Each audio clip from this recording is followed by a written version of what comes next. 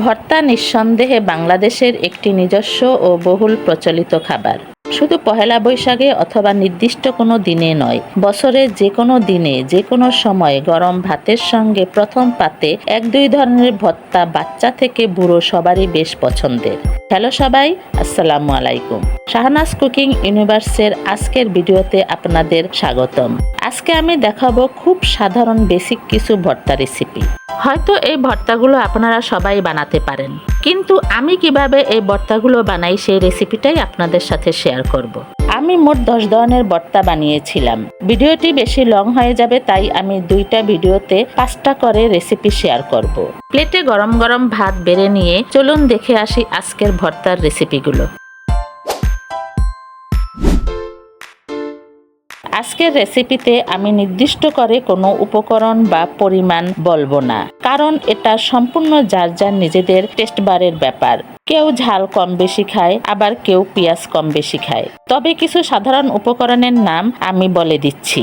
যেমন আমি বেশ খানিকটা পেঁয়াজ কুচিয়ে নিয়েছি, কিছু কাঁচামরিচ আর ধনিয়া পাতা কুচিয়ে নিয়েছি, আর নিয়েছি কিছু শুকনা মরিচ। এছাড়া আর যা যা লাগবে তা আমি প্রত্যেকটা ভর্তার রেসিপির সাথে সাথে বলে দেব। প্রথমেই আমি দেখাবো মরিচ পেঁয়াজের ভর্তা।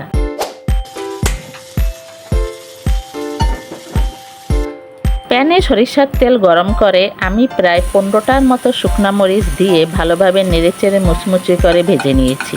মরিচগুলো মাখানোর আগে অনেকক্ষণ ধরে মুচমুচে রাখতে চাইলে তেলে ডুবিয়ে অথবা লবণের মধ্যে রেখে দেবেন।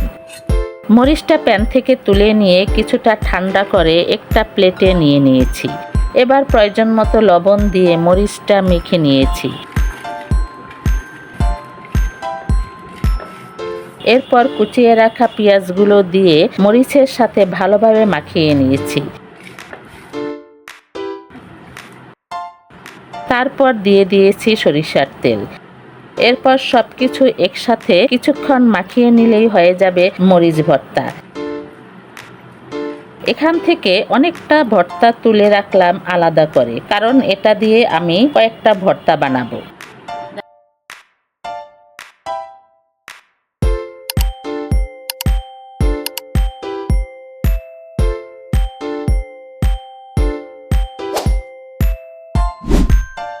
এরপর দেখাচ্ছি আলু ভর্তার রেসিপি। এখানে আমি মাঝারি সাইজের 8টা আলু নিয়ে নিয়েছি। আলুগুলো ভালোভাবে ধুয়ে পানিতে কিছুটা লবণ দিয়ে সিদ্ধ করে নিলাম। আলুটা ভালোভাবে সিদ্ধ হলে পানি ফেলে খোসা ছাড়িয়ে নিয়েছি।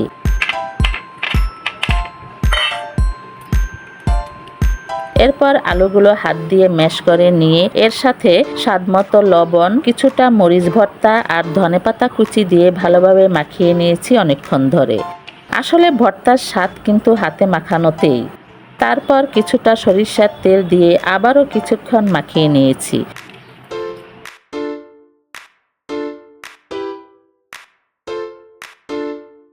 ব্যাস, তৈরি হয়ে গেল মজাদার আলু ভর্তা।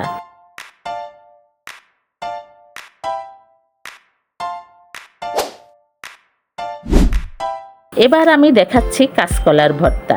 আমি একটু বড় সাইজের 2টা কাঁচকলা খোসা সহ টুকরো করে নিয়েছি, যাতে তাড়াতাড়ি সিদ্ধ হয়। এরপর এগুলো আলুর সাথে একসঙ্গে সিদ্ধ করে নিয়েছি। এরপর পানি ফেলে খোসা ছাড়িয়ে নিয়েছি।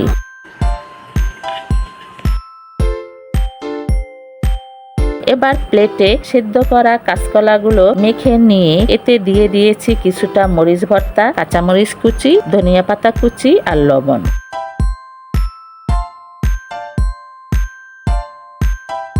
সবকিছু একসাথে ভালোভাবে মাখিয়ে নিয়ে কিছুটা সরিষার তেল মিশিয়ে নিলাম। তৈরি হয়ে গেল কাঁচকলা ভর্তা।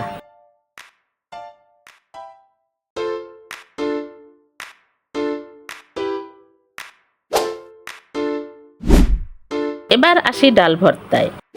আমি আধা কাপ মসুরির ডাল ভালোভাবে ধুয়ে পানি দিয়ে সিদ্ধ বসিয়ে দিয়েছি। এই পর্যায়ে ডালে লবণ দেওয়া যাবে না, তাহলে ডাল সিদ্ধ হতে দেরি হবে। সিদ্ধ বসানোর সময় ডালে পানি অল্প পরিমাণে দিতে হবে, যেন ডাল সিদ্ধ হওয়ার সাথে সাথে পানি শুকিয়ে যায়। তো ডাল ভালোভাবে সিদ্ধ হলে চুলা থেকে নামিয়ে প্লেটে নিয়ে নিলাম। এতে মরিচ ভর্তা, ধনিয়া পাতা কুচি আর লবণ দিয়ে ভালোভাবে মেখে নিলাম। মাখানোর শেষ পর্যায়ে কিছুটা সরিষার তেল দিয়ে আবারও কিছুক্ষণ মাখিয়ে নিলেই তৈরি হয়ে গেল মজাদার ডাল ভর্তা।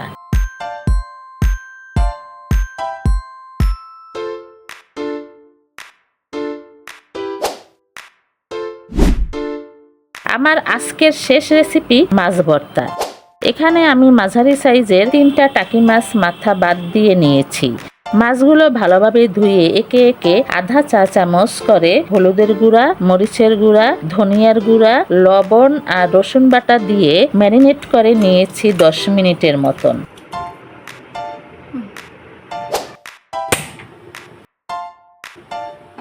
এবার ফ্রাই প্যানে সরিষার তেল গরম করে এতে ম্যারিনেট করা মাছগুলো দিয়ে দিয়েছি। এক পাশ ভাজা হলে মাছগুলো উল্টে দিয়ে সাথে কয়েকটা রসুনের কোয়া দিয়ে দিয়েছি।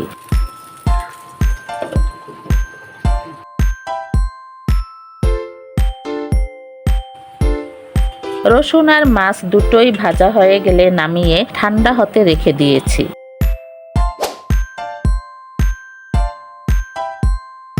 কিছুটা ঠান্ডা হওয়ার পর মাছের কাঁটাগুলো যতটা সম্ভব বেছে নিয়েছি।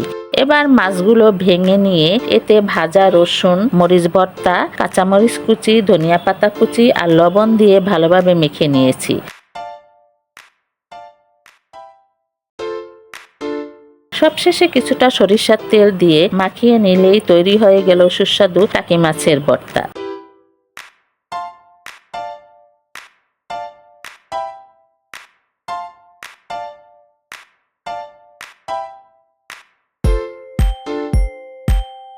বাকি ভর্তার রেসিপিগুলো পেয়ে যাবেন আমার পরের ভিডিওতে। সেই পর্যন্ত একটু অপেক্ষা করার অনুরোধ রইল।